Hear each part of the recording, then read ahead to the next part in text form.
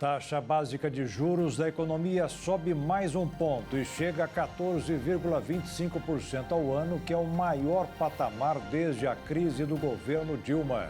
Pesquisa aponta outra queda na avaliação do governo Lula, com destaque para a atuação na área econômica. Israel intensifica ataques à faixa de Gaza, que já mataram quase 1.000 pessoas em 2 dias. Presidente da Ucrânia pede cessar-fogo permanente enquanto as tropas do país voltam a enfrentar as da Rússia. Ex-governador de São Paulo, Cláudio Lembo, morre aos 90 anos de idade. Falta de saneamento adequado, que inclui esgoto, provocou a internação de mais de 340 mil brasileiros no ano passado. 70% do lixo que será reciclado no Brasil é garimpado pelas mulheres nos lixões espalhados por todo o país. E o novo esporte que está fazendo bem à saúde, garantindo até a promoção de campeonatos, é disputado com bolinha de ping-pong. É agora no Jornal das 22.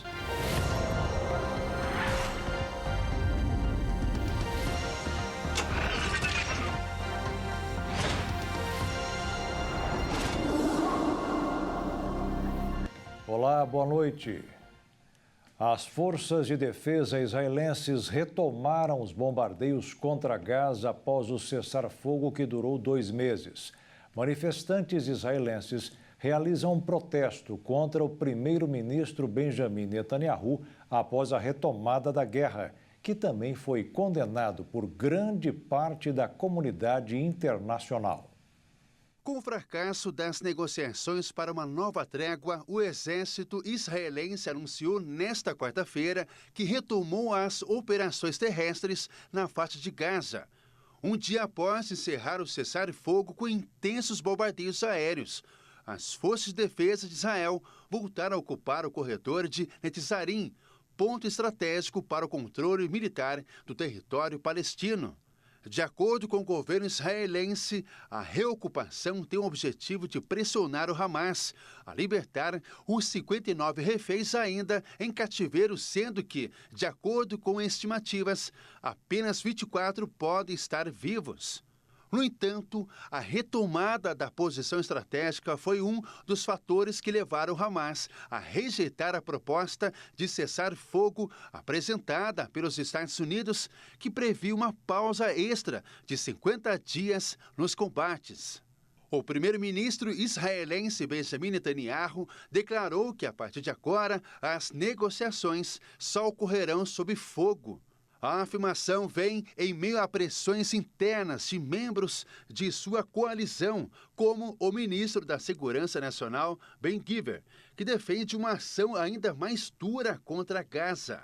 O Ministério da Saúde de Gaza também anunciou que um funcionário estrangeiro de agências da ONU foi morto e outros 4 ficaram feridos em um ataque contra a sede do governo.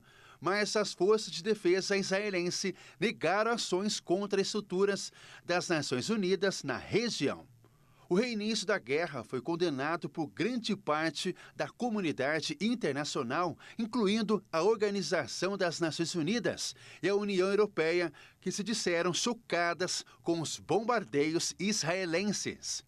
Já os Estados Unidos culparam o Hamas pela retomada do conflito. A avaliação israelense é de que uma postura de pressão total com a retomada dos combates em Gaza possa forçar o Hamas a fazer concessões. Diante da intensificação dos combates, o Hamas declarou que está disposto a negociar uma nova trégua. Enquanto as novas negociações não ocorrem, familiares de reféns israelenses seguem criticando o governo, temendo que a nova ofensiva comprometa as chances de resgate. Milhares tomaram as ruas de Tel Aviv para protestar com pedidos de um novo acordo de trégua para trazer os cerca de 59 reféns ainda em posse do Hamas de volta para casa. Os manifestantes criticaram as medidas do primeiro-ministro de Israel, Benjamin Netanyahu, que, segundo eles, minam a democracia do país. O diretor executivo do grupo conservador Fórum do Oriente Médio acrescentou mais tensão a este cenário. Em depoimento ao Congresso norte-americano, Greg Homan acusou a agência norte-americana USAID de ajudar terroristas palestinos com milhões de dólares. A declaração polêmica aconteceu em uma audiência do Congresso norte-americano nomeada América em Último Lugar. A reunião contou com importantes líderes do governo americano para falar sobre as denúncias de corrupção na USAID, que é uma organização humanitária que usa dinheiro público para ajudar países pobres. Greg Homan, diretor executivo do Fórum do Oriente Médio, foi um dos participantes. E ele falou abertamente aos membros do comitê sobre como funciona o financiamento da organização americana para as organizações terroristas no Oriente Médio. Segundo Homan, isso aconteceu desde o governo de Barack Obama e continuou durante o governo de Joe Biden. Meu nome é Greg Homan, sou diretor do Fórum do Oriente Médio e estou aqui porque há uma raposa solta no galinheiro do nosso sistema de ajuda externa. Um sistema que tem como missão salvar vidas no exterior e que agora está patrocinando organizações terroristas. Se nós não cercarmos agora, nós vamos correr o risco de abastecer essa violência contra nossos aliados, nossas tropas e potencialmente contra nós mesmos. Deixe-me ser claro, esse é um problema que começou sob o governo de Obama e foi intensificado no governo de Biden. Greg Homan é uma figura muito respeitada e está entre os 10 maiores líderes judeus vivos hoje no mundo. Atualmente, ele preside o Middle East Forum, que é uma organização que promove os interesses americanos no Oriente Médio, e esteve sempre muito envolvido na USAID, onde teve informações privilegiadas. Ele revelou, inclusive, que quase todo o dinheiro que os Estados Unidos enviava para Gaza estava sendo entregue para o Hamas. 90% da ajuda que estava destinada a ir dos Estados Unidos para Gaza acabou em áreas controladas pelo Hamas. E isso é ridículo. Na verdade, o que a assistência americana fez foi garantir a capacidade do Hamas sobreviver até esse cessar-fogo. Essas declarações foram o principal argumento para o governo Trump cancelar mais de 80% dos programas da USAID. A alegação foi que os gastos são inapropriados para a Receita Americana e inúmeras irregularidades precisariam ser esclarecidas. Nós ouvimos alguns especialistas sobre o assunto que nos informaram que o dinheiro doado pelos Estados Unidos, até mesmo pela CIA, chegou a ser gasto por grupos terroristas para financiar o armamento que, em seguida, foi usado contra as próprias tropas norte-americanas. Além disso, a CIA, uma entidade que busca defender os interesses de segurança dos Estados Unidos, também tem, ao longo de 7 décadas, financiado operações terroristas em outros países, dentre elas entregando arma ou dinheiro para entidades que depois os Estados Unidos classifica como terrorista, mas não conta que foram eles que treinaram e armaram essas entidades. E esse caso ganhou um novo capítulo nesta semana, após um juiz federal dos Estados Unidos bloquear os cortes que foram feitos pelo governo de Trump à USAID, afirmando que o DOGI, o Departamento de Eficiência Governamental, que foi responsável por desmontar a agência da USAID, não tem autoridade para realizar tais cortes. Ricardo Rios, mestre em Relações Internacionais, também conversou conosco e explicou que, apesar da USAID existir por mais de 60 anos, ela tem em sua história muitos casos controversos. Essa agência ela está presente em todo o mundo, inclusive ela tem projetos no Brasil, e o seu objetivo é, de fato, financiar esses projetos onde os Estados Unidos fazem parte.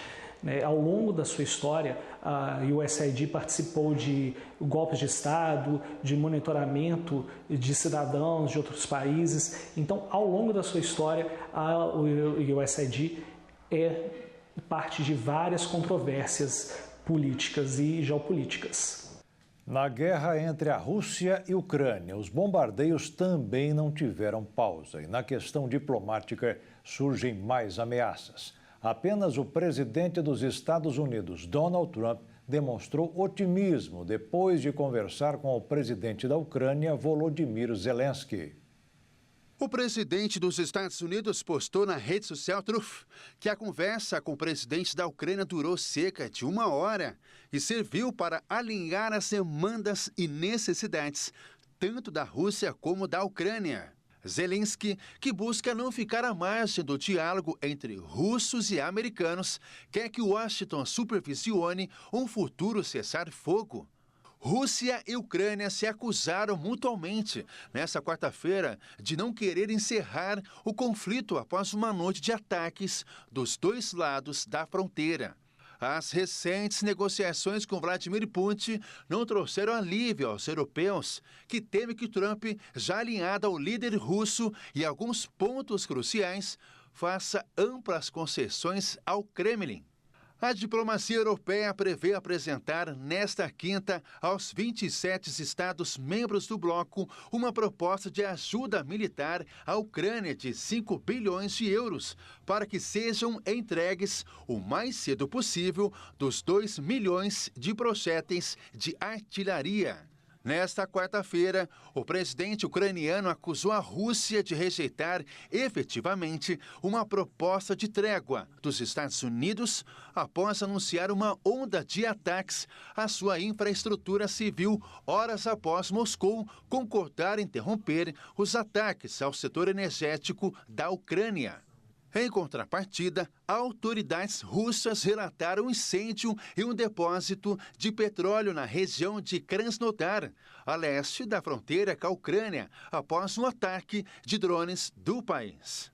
Mais cedo, o enviado especial da Casa Branca, Steve Witkoff, disse que os Estados Unidos e a Rússia iniciaram negociações para encerrar o conflito na Ucrânia no domingo em Jeddah, na Arábia Saudita. Eles chegaram a um consenso sobre os objetivos de energia e infraestrutura, bem como aqueles relacionados ao Mar Negro, e acreditavam que havia uma distância relativamente curta até um cessar-fogo completo a partir daí. Após a conversa com Donald Trump, o presidente da Ucrânia, Volodymyr Zelensky, afirmou que não sentiu pressão do colega americano durante a ligação telefônica. Hoje não senti nenhuma pressão do presidente Trump. Não houve nenhuma pressão. Isso é fato. Sou uma pessoa sincera. Se fosse esse o caso, eu diria. E veja a seguir, Banco Central aumenta a taxa básica de juros da economia para 14,25% ao ano. E uma pesquisa aponta outra queda na avaliação do governo Lula, com destaque para a atuação na área econômica.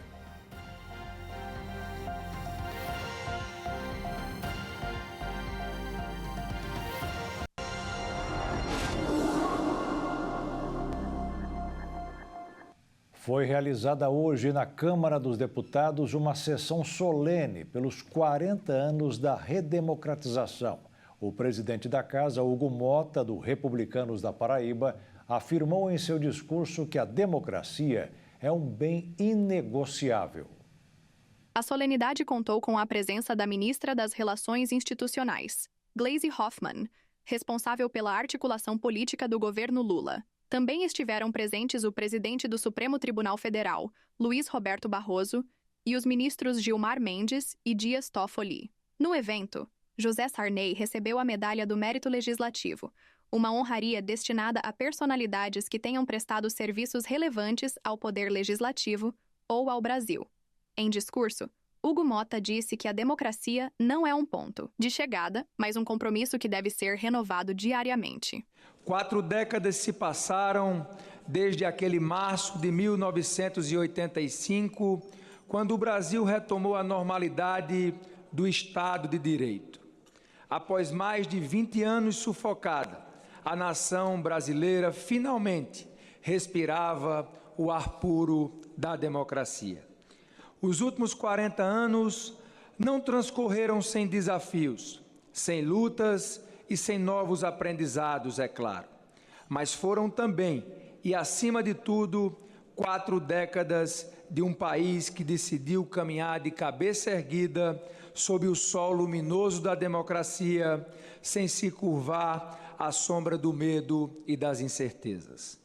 Hugo Mota ainda destacou no seu discurso que carrega a responsabilidade de representar uma geração que tem a democracia como um princípio básico. Mota acrescentou que a liberdade de que hoje desfrutam os mais de 200 milhões de habitantes do nosso país é resultado da ação destemida dos brasileiros que foram às ruas em defesa das diretas já e também do empenho incondicional de personagens fundamentais da nossa história. Esses brasileiros de fibra provaram mais uma vez que mesmo a menor das chamas é capaz de vencer a mais opressora escuridão.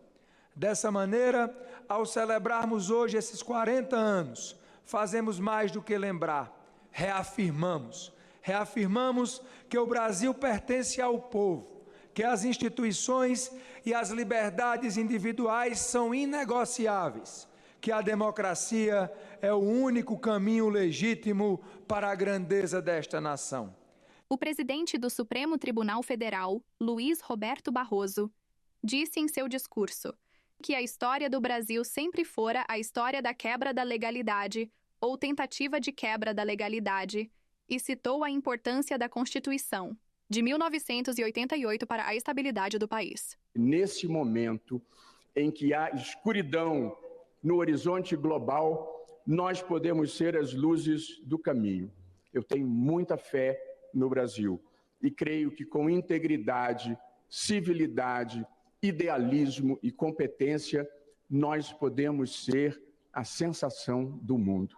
Ainda para marcar os 40 anos da redemocratização do Brasil, os edifícios e as cúpulas da Câmara dos Deputados e do Senado Federal receberão a projeção de frases e imagens relativas ao tema nesta terça-feira. Dentre as imagens a serem projetadas estarão a de José Sarney e a de Tancredo Neves, eleito presidente em 1984 de forma indireta, pelo Colégio Eleitoral, mas que morreu antes de tomar posse, sendo substituído pelo vice. As imagens de ambos se juntará à frase liberdade, pluralidade e participação. Um levantamento feito pela Genial Quest divulgou a desaprovação dos agentes do mercado financeiro em relação à gestão do presidente Luiz Inácio Lula da Silva. Outra piora na avaliação é do ministro da Fazenda, Fernando Haddad, que também teve a sua desaprovação. A Quest ouviu entre os dias 12 e 17 de março cerca de 106 fundos de investimento com sede em São Paulo e no Rio de Janeiro, por meio de questionários online. Foram entrevistados gestores, economistas, analistas e tomadores de decisão do mercado financeiro. A desaprovação dos agentes do mercado financeiro foi unânime. A gestão do presidente Luiz Inácio Lula da Silva à frente do país indica que piorou. Da mesma forma, a avaliação do ministro da Fazenda, Fernando Haddad, também foi das piores dentro do mercado. Quem teve uma avaliação positiva foi o presidente do Banco Central, Gabriel Galípolo, que foi indicado pelo presidente Lula. No levantamento feito pela Genial Quest, divulgado hoje, mostra a desaprovação dos agentes do mercado financeiro. 88% desaprovam Lula. 58% desaprovam o trabalho do ministro da Fazenda, Fernando Haddad. 8% desaprovam o comando de Gabriel Galípolo no Banco Central. A Quest questionou os entrevistados sobre os principais motivos para a queda de popularidade do presidente Lula. Entre fatores estão a alta nos preços dos alimentos, equívocos na política econômica, aumento dos impostos e violência urbana e insegurança. Os representantes do mercado apontaram ainda a dificuldade sobre o enfrentamento do agronegócio, não entregar o que prometeu e erros de comunicação. Quando se trata do ministro Fernando Haddad, o humor do mercado mudou em relação ao trabalho do ministro com uma avaliação negativa. Alguns gestores e representantes do mercado ainda consideram o trabalho de Haddad irregular. Sobre a expectativa com o presidente do Banco Central, Gabriel Galípolo, à frente da instituição, os gestores do mercado financeiro consideram que tem sido melhor do que a do ex-presidente do Banco Central, Campos Neto. Os representantes do mercado financeiro consideram, em sua maioria, que a política econômica do país está na direção errada. Só uma pequena parte dos entrevistados consideram que o país está na direção certa. O Banco Central aumentou a taxa básica de juros da economia em mais 1 ponto percentual. Com isso, a Selic subiu a 14,25% ao ano, que é o valor mais alto desde a crise do governo Dilma em 2016. A decisão foi unânime para conter a alta dos preços. Mas quando divulgou o resultado, o Comitê de Política Monetária avisou que na próxima reunião marcada para daqui a 2 meses, se houver necessidade, a taxa sofrerá um reajuste menor. E o Banco Central dos Estados Unidos manteve a taxa de juros da economia no intervalo entre 4,25% a 4,5% ao ano. Logo depois da decisão, o presidente do banco, Jerome Powell, alertou que será preciso redobrar a atenção com a guerra das tarifas do atual governo, que deverá baixar o crescimento e aumentar a inflação. Foi o outro assunto que o mercado financeiro estava esperando para encerrar os pregões desta quarta-feira. Com isso, o dólar registrou a 7ª baixa seguida, de 0,43%, cotada em R$ 5,64. E a Bolsa de Valores subiu 0,79%, para 132.508 pontos. O mercado fonográfico brasileiro cresceu quase 22% no ano passado, com um faturamento de R$ 3 bilhões e 400 mil reais. Com este volume, o Brasil se mantém como o 9º maior no ranking global da Federação Internacional da Indústria do Setor. O streaming segue puxando esse crescimento, responsável por 87,6% das receitas no setor. As plataformas digitais faturaram R$ 3 bilhões e 400 milhões de reais no ano, 22,5%, a mais em comparação a 2023. Ao todo no mundo, a Federação Internacional da Indústria Fonográfica, IFPI, apontou que a indústria cresceu 4,8% no ano passado, somando 29 bilhões de dólares também, reflexo de um aumento em quase 10% no faturamento do streaming de áudio por assinatura, que representa 752 milhões de contas. Só no Brasil, o aumento foi de 26,9% nos usuários de serviços como Spotify, Deezer, Apple Music, YouTube Music, Napster e Amazon Music. As receitas geradas por streaming remunerado por publicidade cresceram 8,3%, chegando a 479 milhões de reais. Os vídeos musicais interativos, por sua vez, financiados apenas por publicidade, movimentaram 499 milhões de reais.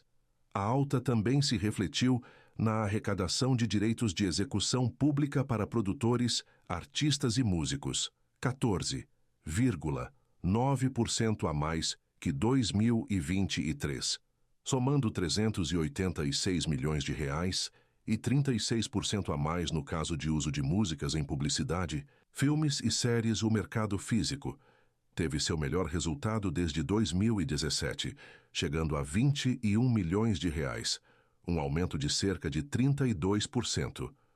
O vinil foi a mídia mais vendida pelo segundo ano consecutivo, movimentando 16 milhões de reais, um aumento expressivo de 45% em relação a 2023. Os CDs registraram faturamento de 5 milhões de reais, DVDs cerca de 80 mil reais e outros formatos, 40 mil reais. Uma pesquisa realizada pelo Procon de Mato Grosso do Sul mostrou que, neste mês, os salões de beleza registram um grande movimento de clientes. Em março, é comemorado o mês da mulher e elas buscam se cuidar mais e o mercado da beleza fica mais aquecido nesta época. Março é conhecido como o mês da mulher e o mercado de beleza e o autocuidado feminino vê neste período uma oportunidade de aumentar as vendas. Tem um mês que a gente faz muitas coisas legais para as mulheres, como pacotes, sorteios de brindes, transformações. É um mês inteiro de muita novidade para as mulheres. Teve um aumento bem bacana, mas eu acredito que as empresas estejam cada vez mais fazendo evento para as mulheres. E o que acontece? Elas querem estar bem na foto, vamos dizer, né? Elas querem estar bem arrumadas. Uma pesquisa do Procon de Mato Grosso do Sul revelou que os serviços de autocuidado feminino apresentaram uma variação de até 260%. O preço do corte de cabelo, por exemplo, oscila entre R$ 61 e R$ 220, uma diferença de 260,66% entre os estabelecimentos pesquisados. Conforme o secretário executivo do órgão, essas variações ocorrem por diversos fatores. O preço às vezes varia por causa do produto que se utiliza nesses serviços de cuidados pessoais, né? Às vezes é um serviço importado, então o preço vai refletir o custo desse serviço. E também o uso de equipamentos, de técnicas, de tecnologias e metodologias. Então, não são empresas com o mesmo padrão, mas são empresas que prestam os mesmos serviços. A maior diferença foi no corte de cabelo, foi 260% de diferença, mas também tem a ver com os tipos de produtos que se usa nesse processo de cuidado do cabelo feminino. Então é bom pesquisar, olha no nosso site, e isso mostra assim, que a gente realmente tem que ter muito zelo pelo nosso dinheiro, consultar bem qual é a prática dos valores que se colocam na prestação do serviço, para a gente poder escolher aquilo que está mais adequado ao nosso orçamento. Olha, esse ano teve um momento bem bacana, mas eu acredito que as empresas estejam cada vez mais fazendo evento para as mulheres. E o que acontece? Elas querem estar bem na foto, vamos dizer, Elas querem estar bem arrumadas, os maridos levam para jantar, os namorados querem fazer uma surpresa e a mulher tem que estar pronta, gente? Para aproveitar este momento, muitos profissionais desenvolvem serviços exclusivos, oferecendo pacotes que vão do básico aos mais sofisticados. Nós temos pacotes exclusivos para cada cliente. A gente personaliza, inclusive, esse pacote para a nossa cliente. Esse também é um diferencial do nosso salão. E veja a seguir, Supremo Tribunal Federal mantém julgamento do ex-presidente Jair Bolsonaro com a turma do ministro Alexandre de Moraes. E o ex-governador de São Paulo, Cláudio Lembo, morreu aos 90 anos de idade.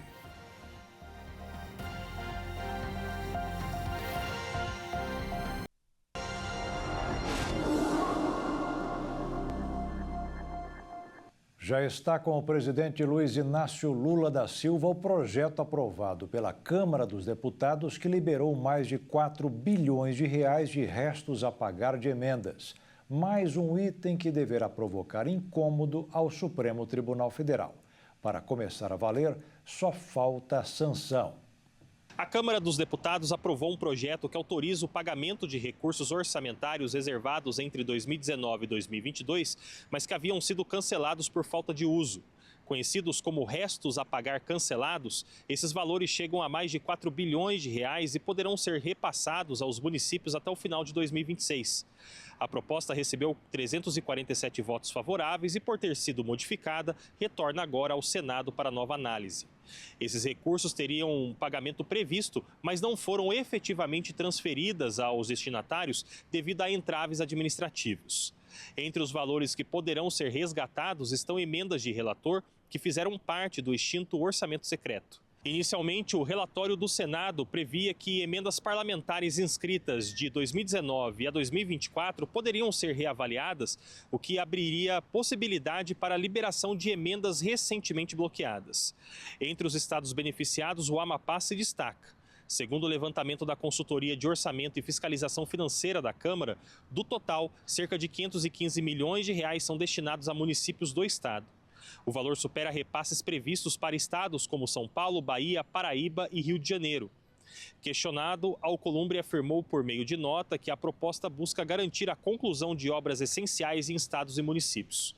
Segundo ele, trata-se de uma medida que apenas amplia o prazo para os entes públicos regularizarem seus compromissos sem comprometer a estabilidade fiscal ou afetar serviços públicos. Com a aprovação na Câmara, o projeto retorna agora ao Senado, onde será novamente analisado antes de uma possível sanção presidencial. Um homem foi detido hoje na Câmara dos Deputados portando uma pistola calibre .380. O visitante estava com a arma dentro de uma mochila. O homem foi abordado na chapelaria, uma das principais entradas da casa, depois de passar pelo detector de metais. Depois de ser interrogado e indiciado por porte ilegal de armamento, foi dispensado. O Supremo Tribunal Federal formou maioria para manter os ministros Alexandre de Moraes, Cristiano Zanin e Flávio Dino no julgamento da denúncia contra o ex-presidente Jair Bolsonaro por suposta tentativa de golpe de Estado. Os 3 ministros integram a primeira turma do Supremo, que marcou para a próxima terça-feira a análise da acusação da Procuradoria-Geral da República para o julgamento da denúncia contra o ex-presidente Jair Bolsonaro e mais 33 pessoas por suposta tentativa de golpe de Estado. Com essa maioria, A análise da acusação da Procuradoria-Geral vai permanecer na primeira turma da Corte. Também nesta quarta-feira, os ministros começaram a julgar no plenário virtual os recursos das defesas de Bolsonaro e dos generais Walter Souza Braga Neto e Mário Fernandes. O julgamento vai até o fim da noite de amanhã. A defesa de Bolsonaro quer impedir a presença dos ministros Cristiano Zanin e Flávio Dino, argumentando que os ministros já processaram o ex-presidente no passado. Além de solicitar que a denúncia seja julgada pelo plenário do Supremo, composto por todos os 11 ministros, e não pela primeira turma, que tem 5 ministros. Porém, os magistrados afirmaram não ver impedimento para julgar o caso. E os advogados do general Braga Neto pediram a retirada do Alexandre de Moraes da relatoria das investigações. Isso porque, segundo a Procuradoria-Geral da República, Moraes seria uma das vítimas da trama golpista. Morreu na madrugada desta quarta-feira o ex-governador de São Paulo, Cláudio Lembo. Ele tinha 90 anos de idade. O ex-governador assumiu o Palácio dos Bandeirantes entre 2006 e 2007, quando Geraldo Alckmin renunciou ao cargo para concorrer à presidência da República. Natural da cidade de São Paulo, o ex-governador de São Paulo, Cláudio Lembo, formou-se em Direito pela Universidade de São Paulo, USP, e obteve o doutorado na área pela Universidade Presbiteriana Mackenzie, instituição pela qual foi professor, diretor e reitor. Cláudio Lembo entrou na vida pública em 1975, quando assumiu uma secretaria do então prefeito de São Paulo, Olavo Setúbal. Foi também secretário municipal de São Paulo durante o segundo mandato de Jânio Quadros. Em 2002, elegeu-se a vice-governador de São Paulo na chapa de Geraldo Alckmin, onde assumiu o governo do estado entre 2006 e 2007, quando o então governador da época, Geraldo Alckmin, renunciou ao cargo para concorrer à presidência da República. Ao final do seu mandato, Cláudio Lembo admitiu que não tinha conseguido fazer o que esperava para combater a violência, mas seus tempos de governador serviram para dar visibilidade a 2 traços da sua personalidade política. O conservador, com disposição para ouvir todos os segmentos ideológicos, inclusive a esquerda. Cláudio Lembo foi um dos fundadores do Partido da Frente Liberal PFL, no qual passou a se chamar Democratas, o atual DEM, onde permaneceu filiado até 2011. O ex-governador de São Paulo, Cláudio Lembo, deixa a esposa Rênia, com quem foi casado por mais de 60 anos. A causa da morte não foi divulgada pela família. Policiais do Rio de Janeiro fizeram uma barbeiragem contra uma mulher que apanhou do marido e foi até a delegacia pedir ajuda. Ela ficou atrás das grades. Uma mulher foi presa por engano no último domingo em Petrópolis, na região serrana do Rio de Janeiro, depois de procurar a delegacia para denunciar o marido por agressão e pedir medidas protetivas. Débora Cristina da Silva Damasceno, de 42 anos, passou 3 dias presa e foi liberada nesta terça-feira depois da justiça reconhecer o erro. Ela foi confundida com uma mulher procurada por tráfico de drogas. Os nomes são quase iguais, mas a foragida da justiça é de Minas Gerais, para onde Débora nunca viajou, e 8 anos mais nova. O registro de ocorrência indica que a vítima chegou machucada à delegacia e, mesmo assim, recebeu voz de prisão. Na audiência de custódia, a justiça finalmente identificou o erro e mandou soltar a mulher. O juiz Alex Quaresma escreveu que o mandado de prisão foi expedido pela comarca de Belo Horizonte e decidiu encaminhar todos os documentos que comprovam o equívoco. A Justiça Mineira, então, expediu uma certidão confirmando que houve erro ao incluir o sobrenome Silva no mandado de prisão contra Débora de Minas Gerais e determinou a soltura da presa por engano. Por causa da burocracia, a mulher só deixou a cadeia por volta das 18 horas da última terça-feira. A Polícia Civil prendeu um segundo suspeito de matar o ciclista Vitor Medrado no mês passado. Os 2 assaltantes balearam a vítima do lado de fora de um parque em São Paulo. Segundo as investigações, não havia relação entre a vítima e os assaltantes, o que descartou a possibilidade de vingança ou conflito. O crime não teve nenhuma motivação específica. Vitor Medrado era professor de ciclismo e aguardava uma aluna na calçada de um parque. Os assaltantes, que estavam em uma moto, aproveitaram a oportunidade e abordaram o ciclista. A ação durou menos de 1 minuto e Medrado foi baleado. O ladrão revistou a vítima, caído no chão, e fugiu. O tiro perfurou o pescoço da vítima, que não resistiu aos ferimentos e morreu no local. A polícia iniciou as investigações e prendeu em flagrante dos suspeitos 1 mês após o crime. O criminoso estava agindo na mesma região, portando uma arma com numeração raspada e conduzindo uma moto furtada. Após alguns dias, o comparsa que dirigia a moto também foi preso. O caso foi registrado como latrocínio, que é roubo seguido de morte. O Ministério Público Federal divulgou um relatório detalhado sobre irregularidades em 11 unidades prisionais em Pernambuco. O documento encaminhado à Polícia Federal destaca um presídio na região metropolitana do Recife, onde até foi revelado um esquema de corrupção e tráfico de drogas. O relatório foi realizado a partir de vistorias feitas em 2024 e, segundo o Ministério Público Federal, foi divulgado para contribuir com as apurações da Operação La Catedral. Investigações revelaram que agentes penitenciários recebiam propina em troca de benefícios a detentos, transformando o presídio em um resort do crime. Foram verificadas irregularidades como venda de locais para detentos dormirem e uma superlotação superior a 400%. O presídio abriga mais de 5.000 detentos em um espaço projetado para aproximadamente 1.200.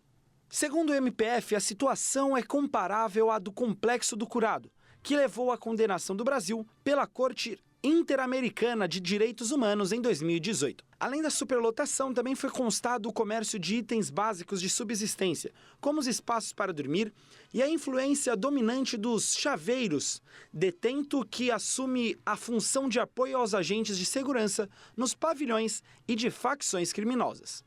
Um ex-diretor é apontado como um dos principais articuladores do esquema. Mensagens interceptadas indicam que os detentos tinham acesso a celulares, drogas e até organizavam festas dentro da unidade.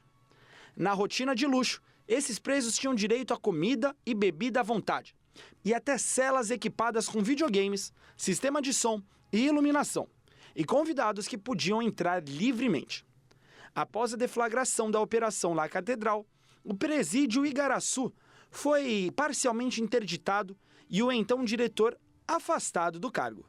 O MPF destacou a necessidade de medidas urgentes para eliminar as condições precárias nos presídios, prevenir novas condenações internacionais e garantir um sistema penitenciário mais justo e humano. O documento também foi enviado à Secretaria de Cooperação Internacional do MPF, ao Conselho Nacional de Justiça e ao Conselho Nacional do Ministério Público, enfatizando a importância de uma ação coordenada para enfrentar os desafios do sistema prisional em Pernambuco. Além do presídio de Igaraçu, outras 10 unidades prisionais foram inspecionadas. O relatório apontou em diversos locais deficiências na alimentação dos internos, com intervalos superiores a 12 horas entre as refeições e cozinhas em condições precárias. A Secretaria Estadual de Administração Penitenciária afirmou que não compactua com quaisquer atos ilícitos dentro do sistema prisional de Pernambuco, bem como desvios de conduta de seus servidores.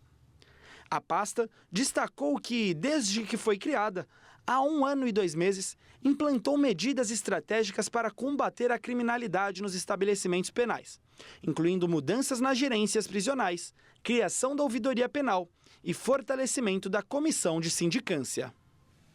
E veja a seguir, 70% do lixo que será reciclado no Brasil é garimpado pelas mulheres nos lixões espalhados por todo o país.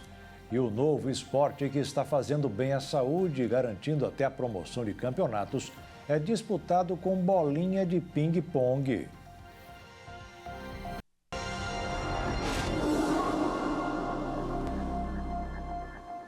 A falta de esgoto gerou mais de 340 mil internações somente no ano passado e lotou o Sistema Único de Saúde no país. A informação foi divulgada pelo Instituto Trata Brasil. O saneamento básico no Brasil reduziria em 86 mil o número de internações pelas chamadas doenças relacionadas ao saneamento ambiental inadequado. E essa queda traria uma economia de quase 50 milhões de reais aos cofres públicos. Segundo o Trata Brasil, apenas em 2023 foram mais de 11.500 mortes por falta de esgoto adequado. Em 2008, início da série histórica, foram quase 12 mil óbitos. Com a adequação do saneamento básico em todos os lares brasileiros, em 36 meses, a taxa de internações por essas doenças cairiam significativamente. A presença de saneamento básico reduziria em quase 70% a taxa de internações. Apesar do alto número de internações, houve redução na média anual de casos de 3,6% nos últimos 16 anos. Em 2008, foram registrados 615 mil casos. A taxa de internação é maior entre idosos e crianças, e eles somam 43,5% das internações. Entre as doenças causadas pela ausência de saneamento básico estão diarreia, hepatite A, dengue, malária, leptospirose e conjuntivite. Elas são transmitidas por insetos ou pelo contato com a água imprópria. Segundo o Trata Brasil, a dengue foi a doença que mais causou internações no ano passado. Foram 164.500 casos. O Ministério Público de São Paulo abriu uma ação para investigar por que a água que chega às torneiras dos moradores da Zona Sul da capital paulista está suja e com cheiro ruim. O problema começou no início de janeiro e até agora não foi resolvido. De acordo com os moradores de alguns bairros atingidos na Zona Sul da capital paulista, as dificuldades persistem desde o primeiro mês do ano. A água estaria saindo das torneiras com mau cheiro e coloração escura. Isso quando o abastecimento não é interrompido por horas. Segundo relatos dos usuários, normalmente, por volta das 4 horas da tarde, só voltando pela manhã do dia seguinte. Em razão das reclamações, o Ministério Público do Estado abriu um inquérito para investigar os serviços prestados pela Companhia de Saneamento Básico do Estado de São Paulo. A promotoria quer saber se há substâncias tóxicas nos reservatórios que atendem a Zona Sul, as represas de Guarapiranga e Billings. A Companhia de Saneamento Básico do Estado de São Paulo afirma que ajustou processos de tratamento em fevereiro após identificar problemas no sistema Guarapiranga. Além disso, foram realizadas manobras operacionais, como o envio de água do sistema Cantareira para alguns bairros. Em nota, a companhia reforça que a qualidade da água fornecida à população é uma prioridade e que realiza monitoramento contínuo em todas as etapas do processo de captação, tratamento e distribuição, garantindo que a água distribuída esteja nos parâmetros de potabilidade exigidos. Apesar das explicações da Sabesp, ainda há registros de água suja e interrupções no abastecimento nos bairros de Santo Amaro, Capão Redondo, Interlagos, Cidade Dutra, Vila São José, Cidade Ademar, Grajaú e Parelheiros. Um estudo realizado com mais de 80 mil jovens de 16 a 19 anos revelou que os adolescentes com ansiedade e depressão têm mais chance de consumir produtos com nicotina, principalmente o cigarro eletrônico.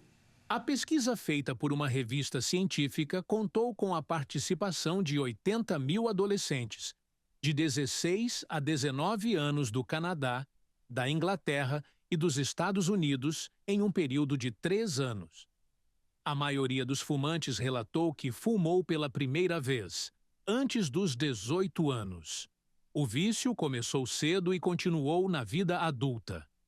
Segundo os pesquisadores, o tabagismo e a saúde mental estão relacionados, mas essa conexão aumentou depois da pandemia.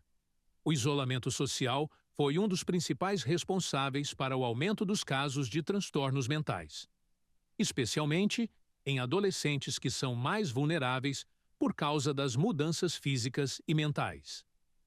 A saúde mental não costuma ser tratada ou diagnosticada até a vida adulta, e muitos jovens são expostos ao uso do tabaco ou de substâncias mais fortes. De acordo com a pesquisa, O vício pode reduzir em até 25 anos a expectativa de vida além disso. A nicotina presente no organismo de fumantes do cigarro eletrônico é 6 vezes maior do que no organismo de fumantes que consomem um maço de cigarro por dia. A reciclagem no Brasil recebe um grande toque feminino. Nada menos do que 70% do lixo que é reaproveitado é garimpado pelas mulheres. Sobra material, mas falta respeito e reconhecimento ao trabalho delas.